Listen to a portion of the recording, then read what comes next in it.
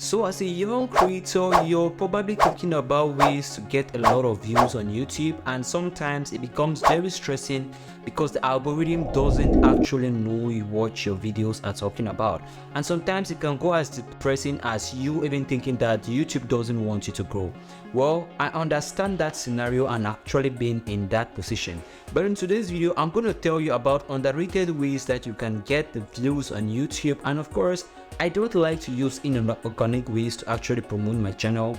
I have already struggled and I've already done a video about how I bought 1,000 subscribers and 4,000 hours of watch time and how it affected my channel. You can click on the video here because it has a lot to explain. But in today's video, I'll be telling you about underrated ways to actually get views on YouTube. And when I talk about views, I'm talking about things that are actually organic. Of course, the YouTube algorithm has a different way in which it functions. I've already spoken about different things and matrices that the YouTube algorithm considers, but sometimes it just feels like they don't want you to grow. And so if you are actually using these embedded features on YouTube, if you're using these external ways to actually get views, it might be a game changer for you. And I hope by the end of this video, you will find useful ways to actually get views on YouTube without actually spending a lot of money in doing things like ads and a lot more, which I don't encourage. So if you're ready for this, please do well to subscribe to my channel. In this channel, I talk about how to grow on YouTube. I talk about things related to AI that can help content creators to produce content easy and spend less money in that process. So if you don't want to miss out, trust me, you're going to get legit information from me. So one of the stars from the YouTube team recently was interviewed by one of the creators, and the creator asked him if sharing your videos is important. And this is the answer. He said sharing your videos is important because when you post your videos on YouTube, normally the algorithm is going to take a lot of time to start feeding on those videos. And of course, it's going to make the creator feel like, of course, the algorithm doesn't care, YouTube doesn't care.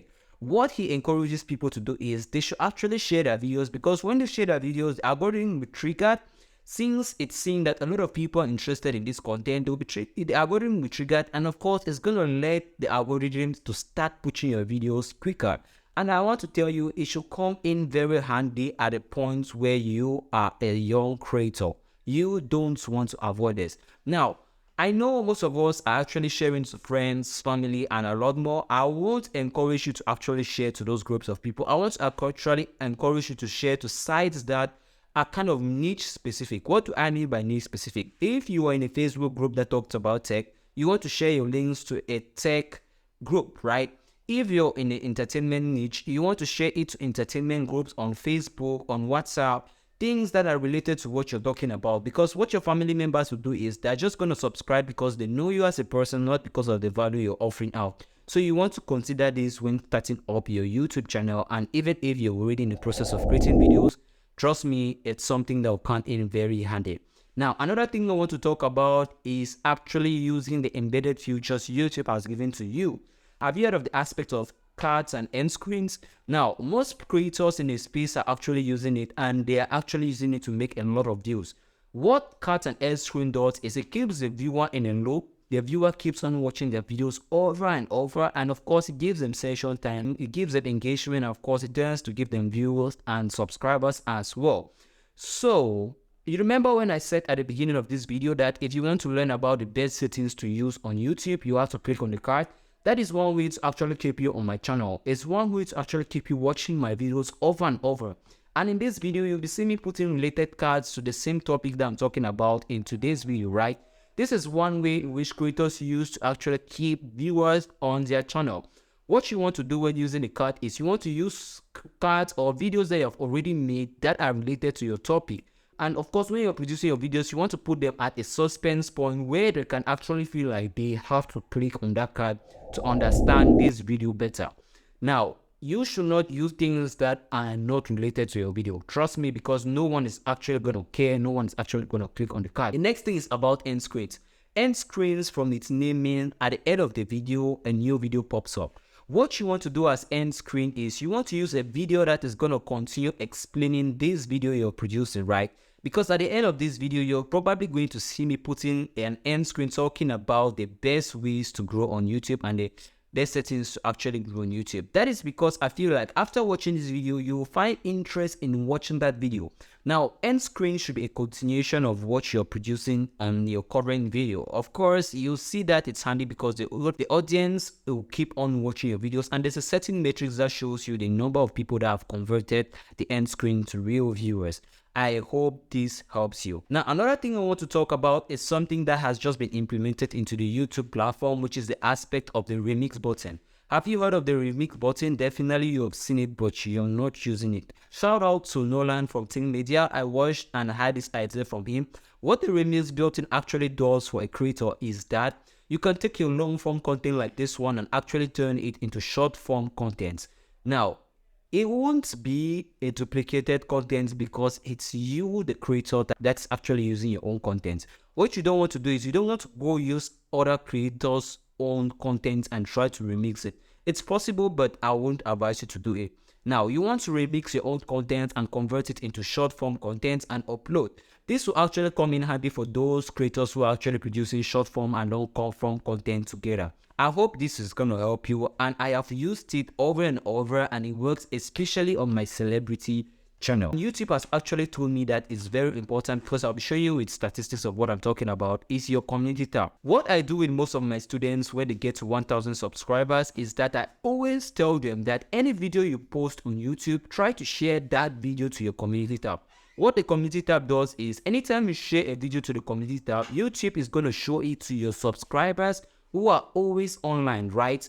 And it goes as far as even showing it to them on the browse features. It doesn't just show them when they come to your channel, but also on the browse features. One important thing that people underrate about the community tab is it also targets people are new to your channel. So browse features, you know, of course, is something that it also targets new viewers. So if the community tab post actually showing on browse features, then you understand where this is heading to. I also realized that anytime I post a video and share on my community tab, it gets me at least 1,000 views, and it's always in a better ratio compared to the videos that I don't share.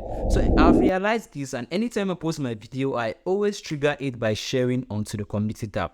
Before, the community tab was open to creators that had 1,000 subscribers. It was later dropped to 500 subscribers, and now I think it's about 30 subscribers that you need to get a community tab, right? That shows you that YouTube has understood that the community tab is important, and each creator needs the community tab to actually trigger the content. If you haven't been using that today, please do well to actually use it. Well, let's talk about something that are now for creators that are on a certain level in the platform. Now, I'm talking about creators that have gotten to 10,000 subscribers. When you've gotten to 10,000 subscribers, you have the aspect of putting a story. A story is very important. Look at it this way. How many of you guys actually watch Instagram stories? How many of you guys actually watch WhatsApp stories, right? I guess a lot of you guys watch that, and you guys watch a lot of it. It's the same thing that applies on YouTube. Now, when people actually watch your story and if it's engaging, they are actually going to subscribe to your channel. One important thing that I actually do to get viewers from watching my story to watching my video is that while I'm uploading a story, actually attach the link of that video that is related to that story on the story. That sounds a little bit complicated, but this is what I do. I actually just put a picture of, let's say I'm talking about a celebrity. I just put a picture of the celebrity and I attach a link and I put arrows to show that you can click on this point of this story to watch the full video. That I have realized that every 1,000 viewers that view my story, right, it actually gets me approximately 36 subscribers. I have a channel that's about 98,000 subscribers, and when I always put up a story, I realize that I get fairly 1,000 views, and when I get 1,000 views, it gets me about 36 subscribers. If you're using this, if you're above 10,000 subscribers, leave a comment in the comment section of how it has impacted you. Now, another thing I want to tell you, and I know a lot of you guys out there have multiple channels on YouTube because you guys want to probably monetize yourself in different ways on this platform, is actually coming out with the aspect of an associated channel. Let me give you a story for you to understand this better. I have a channel which is based for South African content, and of course I was able to raise that channel up to 98,000 subscribers. Now, I created another new channel that is for politics in South Africa, and I realized that since I have 98,000 subscribers on the celebrity gossip channel, I know that at least 10,000 subscribers of those my 98,000 will actually be interested in politics, because I could also see the data and I see that the age group on my channel was very vast. I saw that there are people of about 45 to even 65 watching my videos, and I know people that watch politics are of that age group. So what I did is I used my South African politics channel as an associated channel to my entertainment channel. What it does is that the politics channel will get views because YouTube is going to realize that this is an associated channel. It's going to show videos that I've posted in my politics channel to my subscribers in my entertainment channel. And I realized that I was able to monetize this channel in 2 months. It was pretty easy with little video that I've uploaded. And if you're actually a creator that you have a large audience already, you want to create multiple channels and you want to actually link them together, it comes in very handy. I want to also indicate here that this is a big disclaimer. Not all associated channels will actually get you a lot of views, especially channels that are not related. Let's say I'm talking about tech and I know I want to put in an associated channel that's talking about relationship. There is no link between that two. Or let's say I'm talking about celebrity and then I want to put in an associated channel that's talking about dogs. I mean, you said there was no link, but in the case of my entertainment channel and my politics channel, it seems like both of them fall in together, right? Now, I want to talk about another scenario like in the tech. If you're talking about really phones, I guess people that are interested in phones also be interested in software because phone has software in it. So you can actually put those two together and you see that it's going to work out. So I hope everything I've said actually makes a lot of sense for you guys today. Now, I want to add in another thing that you can, an underrated way that you can get views outside of YouTube, right? I want to share you a story. So I have a friend who actually has a celebrity blog. He's been talking about American celebrities for a while. He's been getting a lot of traffic in recent times. So I actually took one of my celebrity links and I made a partnership with him. He actually used my link on one of his blogs. And of course, I realized that I started getting a lot of views from the growth you see on this graph, right? I started getting a lot of views and I also got a lot of subscribers. This will come in handy for those who actually have blogs, those who actually have other sites, like even going to the point of Pinterest. You can actually use that to get traffic on YouTube. I have a friend who actually uses Pinterest always, and it always shows on his external sites that Pinterest is one of those sites that he gets him a lot of views to his YouTube channel. Now, I don't want to say all the time that, well, it's going to work out for you, but it's something that you should try out if you have a site, or you can establish partnerships with sites that are actually big and are already getting a lot of attraction and traffic. Now, another thing I want to talk about is email listing. Email listing, because the people that have subscribed to your email list are people that are probably interested in the value that you're going to offer. And now when sharing your email or sharing content with them, you want to put in a certain link that's related to YouTube that they can actually watch, and in turn will give you a lot of views. This is very important because people that have subscribed to your email will definitely watch every single link or video you send to them. And if you're having that, this is a great opportunity for you to actually trigger the algorithm, to make the algorithm know that a lot of people are interested in this certain video, and of course it's gonna work out. Well, we have finally come to the end of this video. I hope you've gotten a lot of value from my video. To support me, please go to subscribe to my YouTube channel. To learn about the most profitable niches on YouTube, click here.